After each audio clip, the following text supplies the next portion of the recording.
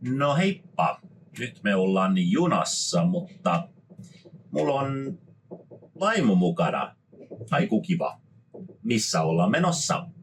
No me ollaan nyt junassa, mutta ensi yönä tai aamuyöstä lennetään Amerikkaan, Pohjois-Carolinaan. Ahaa, Amerikkaan. No ja, sehän kuulostaa kivalta.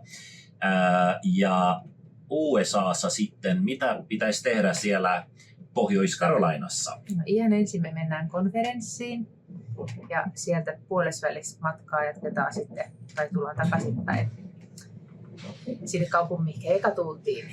Ja sitten on studiojuttuja sen jälkeen, mutta sä voit eka kertoa sitä konferenssista. No niin, joo, eli tämä konfa on sellainen, että sinne tulee afgaania. Ne ovat kristittyjä ja on joutunut pakenemaan omasta maasta uskon takia. Ja sitten löytyy myös amerikkalaisia ja muita maalaisia. Esimerkiksi Suomesta on muita kuin me myös menossa sinne. Eli sellaisia eurooppalaisia, mutta suurin osa varmasti amerikkalaisia, ketkä on ollut siellä Afganistanissa töissä ja näin, että ne puhuu myös dari, tämä afganistalainen versio tästä persian kielestä. Niin siellä varmaan näen vanhoja tuttuja mun lapsuuden ajasta, kun asuin siellä Afganistanissa 70- ja 80-luvulla ja 90-luvulla olin myös siellä käymässä, niin sellaisia näin. Mutta miksi mä haluan nyt mennä sinne afganistalaiseen konferenssiin?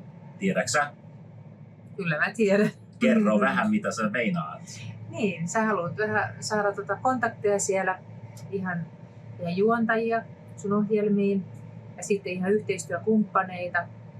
Ja se nyt on tietysti paras tilaisuus siihen, koska niitä juontajia ei ole aina niin helppo löytää sinne ruudun taakse sillä lailla, että TV-ruudussa näkyisi niiden kasvot.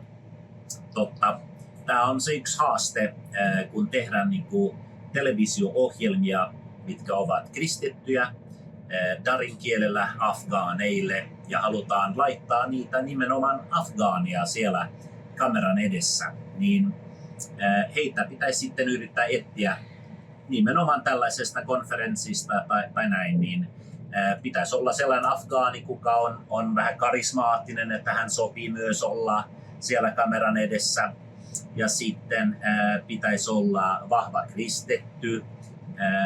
Sitten sulla pitää olla jotain, mitä sä haluat sanoa myös katsojille. Ja pitää olla sitten sellainen tilanne, että ei ole vaarallista olla kameran edessä. Eli sellaisia afgaania pitäisi löytää, kenellä on esimerkiksi kaikki muutkin näitä sukulaisia siellä USAssa tai Euroopassa tai muualla. Turvallisilla paikoilla. Turvallisilla paikoilla, nimenomaan, joo.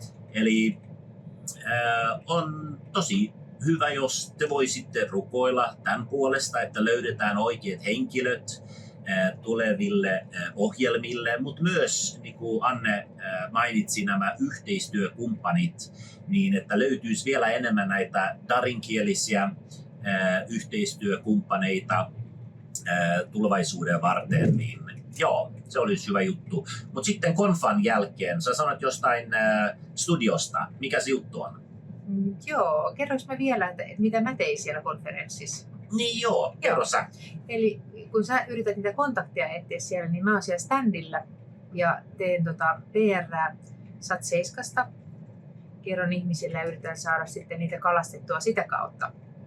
Joo, sehän on tärkeää, että ihmiset tietävät, mitä on SAT7 Pars, että löytyy niin kuin heidän omalla kielellä tällainen kanava. Ja myös löytyy darinkielisiä ohjelmia, tajikinkielisiä ohjelmia, eli ei ole vaan niin kuin iranilaisille ohjelmia, niin se on hyvä, että sä oot mukana siellä hoitamassa se pöytä, missä löydät. Sinne laitetaan varmaan jotain iPadia tai tablettia näyttämään se live-lähetys, mitä tulee aina sieltä. Ja varmaan brosyyreitä. Kyllä, brosyyriä löytyy ja näin. Niin. Mutta konferenssin jälkeen me lähdetään sitten studiolle. Joo, eli siellä Charlotteissa sitten Pohjois-Carolinassa löytyy studio, Tämä on nyt eka kerta, että tehdään heidän kanssa yhteistyötä, mutta tosi hyvältä kuulostaa kyllä, kun mä oon niin nähnyt Zoomin kautta, minkälainen studio heillä on, minkä näköistä siellä on. Ja he ovat nyt saanut tämä taustakangas, että heillä on kaikki pelit ja vehkeet valmiina. Niin mä ohjaan sitten siellä tajikinkielinen opetusohjelma ja tajikistalainen pastori on tulossa sinne. Mikä sen ohjelman nimi on? Tämä ohjelman nimi on Elävä antava viesti. Elämää antava viesti. Kyllä. Joo, ja mitä sä meinaat tehdä siellä studiossa? No siellä mä oon vähän niin kuin sun assistentti ja sitten tietysti, niin kuin kaikki tietää, että TV:n edessä ei saa naama kiiltää, niin mä oon sitten vähän semmoinen meikkaaja ja hiustenlaittaja ja katon, että vaatteet on suorassa ja että kaikki toimii hyvin. Tai semmoinen juoksutyttö. Niin, vähän. Ja assistenttina myös, jos ajatellaan niin tuotantoassistentti, niin sitten jos mä sanot jotain, että hei, nyt pitäisi kirjoittaa ylös joku juttu, että muistetaan sanoa sitten leikkaajille, että tässä pitäisi tehdä sellainen kikka, kun sä leikkaat tämä, niin sitten sun pitää vähän pitää kirja myös, että kuinka tämä tuotanto etenee. Joo, pääviesti tässä videossa on se, että tarvitaan rukoustuki, siis 7-10. heinäkuu on tämä afganistalainen konferenssi ja sitten 10-13. heinäkuu on sitten se tajikinkielinen nauhoitus siellä USA:ssa. Niin tosi kiva, että katselit tämä video ja Anne ja minä lähdetään nyt sitten Jenkeihin. Se on moro! Hei hei!